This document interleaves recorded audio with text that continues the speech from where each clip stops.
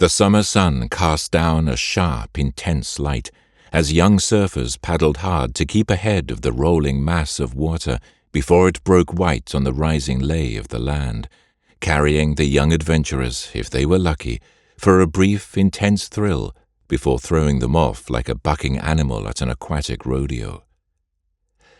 On the beach, here and there, young, handsome people were laughing, talking, drinking, enjoying this brief moment at the end of a seemingly endless summer.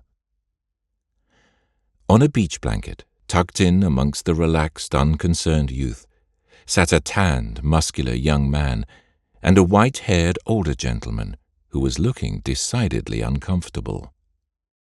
The old man was God, the younger man his personal assistant, the angel Gabriel.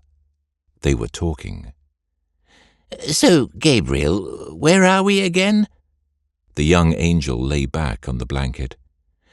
"Australia."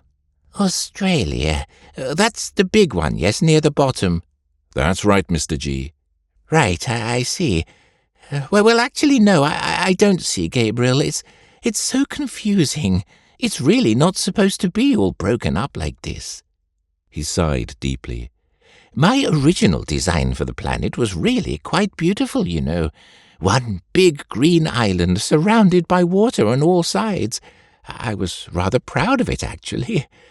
But then, 1,000 years after the warranty expires, the very next millennium, it breaks up and goes all higgledy-piggledy. I can't keep track of all the bits, and the contractor won't take any responsibility for it. Very disappointing. I'm sorry, where are we? Austria?" "Australia." "Australia.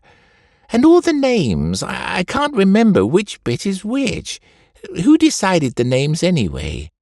"The humans, Mr. G." "Ah, the humans. It's always the bloody humans. There was only ever supposed to be one of them, you know. A little miniature me, really. A bit of a vanity project, I suppose. But, well, my big mistake was giving him the ability to talk. He just went on and on and on and on." "Yeah," said Gabriel. "In your image, right?" "He would constantly moan about how lonely he was and how talking to the trees just wasn't stimulating. So I gave in and made another one to shut him up.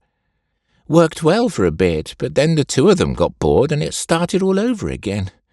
Well, I wasn't going to waste any more time. Humans are hard to make, you know.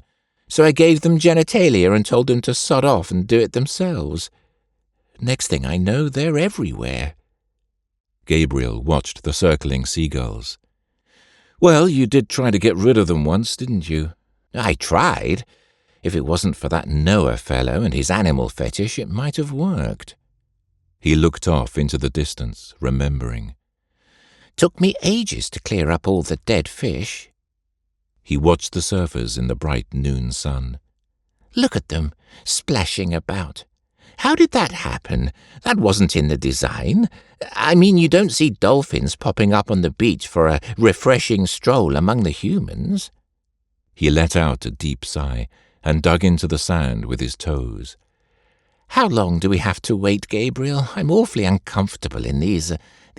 What are these things I'm wearing?" "Speedos." "Speedos. And this, T-shirt." T-shirt." God stared a moment at the T-shirt. "Grateful Dead? What is that supposed to mean?" "Don't worry about it, Mr. G. Trust me, with your long hair and beard, it helps you fit right in. Actually, I think Grateful Dead would make a good name for your fan club." "My fan club?" "Yeah, if you had one." A young couple ran past, laughing and kicking sand over the blanket. "Oh, Gabriel, are you sure she's coming?" "Relax, Mr. G. You know what Lucy is like. She's a free spirit. She keeps to her own timetable. She'll be here soon enough." But why here? Seems an odd choice." "Neutral territory. And it's warm. You know Lucy likes to keep things hot. Anyway, this is where we hang out. Me, Junior, and Lucy. We surf, you know." "You, my son, and Lucifer, together? You surf? I don't even know what that means." Gabriel pointed to the surfers, shadows against the sparkle of crashing water. God watched them for a moment. Well, where's the fun in that? Falling off what is that, a piece of wood? And getting all unnecessarily wet? Gabriel, I didn't design you to fall off things. I designed you to soar majestically through the heavens. I don't know why I bothered giving you wings. You never used them. You're more like a pigeon than an angel. You walk everywhere. Where are your wings, anyway? I left them in the office. Best not to show them down here. Disturbs the locals. The last thing we need is to be flaunting evidence of your existence. That would really bugger things up. It's the mystery that keeps them hooked, you know, Mr. G. Faith, that's the secret. Yes, I know, and I'm always careful to maintain an aura of mystery. Oh, yeah? Well, like the burning bush. I mean, seriously, that's fine out in the desert. A little over the top, perhaps, but look what happened when you tried it out in, where was it, California? Nearly burnt the whole state down. Who were you talking to anyway? It was a Scientology hiking group. I just wanted to have a little chat and explain the error of their ways. I didn't know it was so dry. It spread very quickly. What happened to the hikers? Better ask Lucifer about that. But where is she anyway? Oh, Junior's not going to be here, is he? Jesus? No, he has an AA meeting. Yes, of course. My fault, I guess. I really should have made it wine into water, not the other way around. Asking for trouble, that was. Gabriel noticed a tall, slim figure walking up the beach from the ocean, a bikini-clad surfer board under her arm.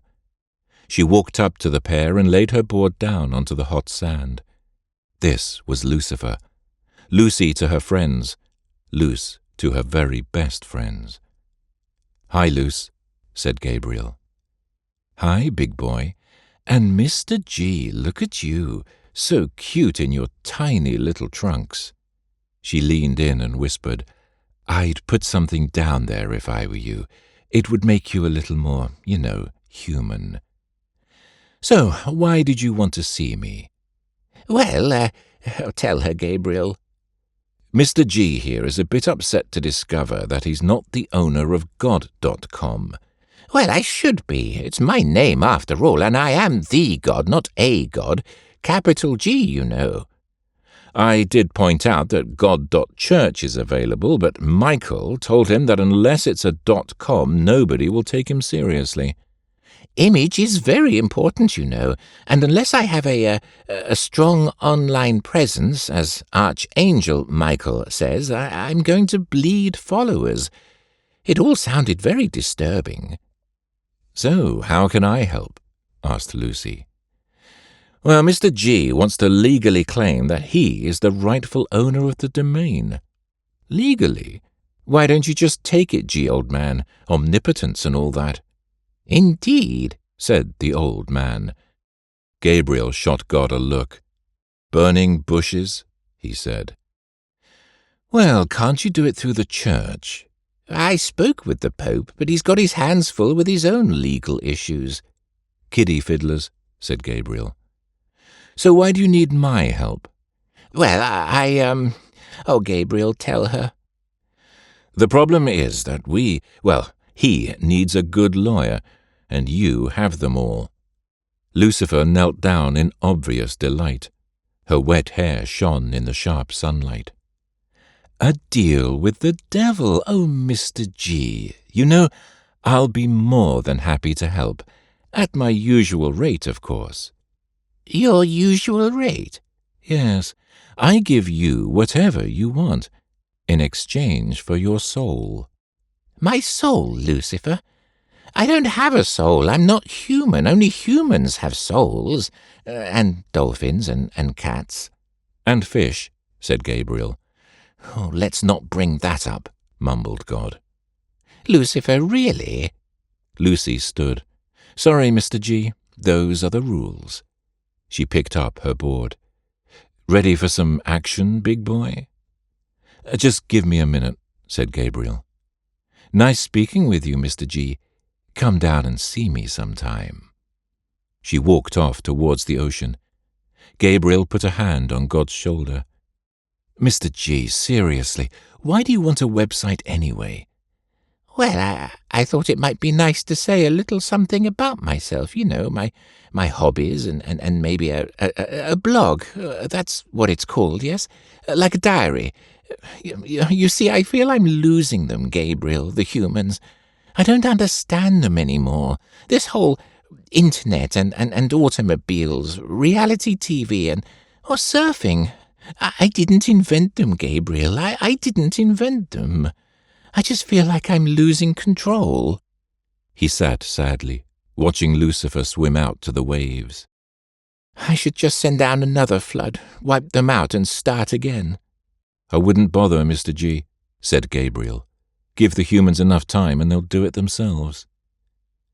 The waves rolled in and the sun warmed the golden sand. God and Gabriel stared off into the distance. Maybe I should give myself a soul. Maybe you should, Mr. G. Maybe you should. And while you're at it, perhaps you could throw in a sense of humor.